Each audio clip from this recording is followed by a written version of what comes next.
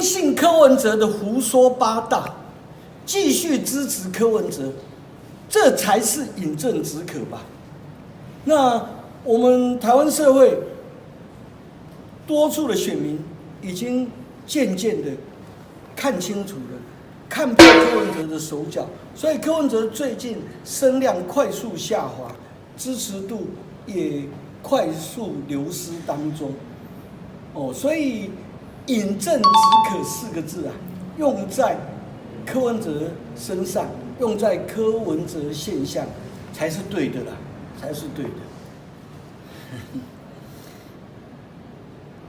柯文哲最近啊，在做的就是迎财神呐、财神到，那这位财神就是郭台铭嘛，所以导致柯文哲他把郭台铭当成富爸爸2.0吧，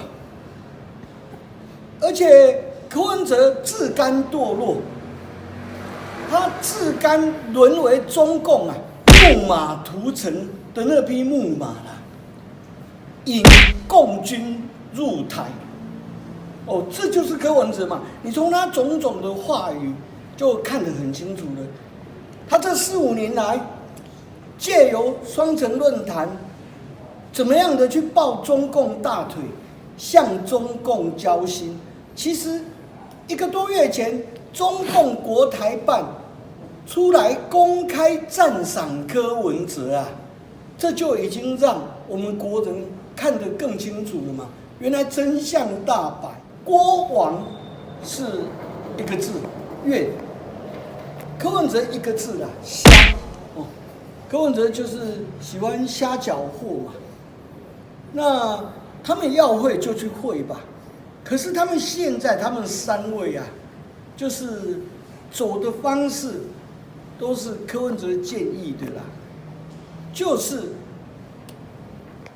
刻意装神弄鬼那故意引起社会各方猜测。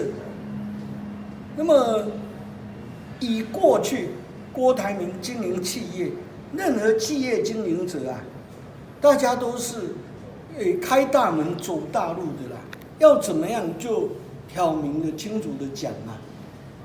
所以就是郭台铭柯文哲也会变瞎嘛。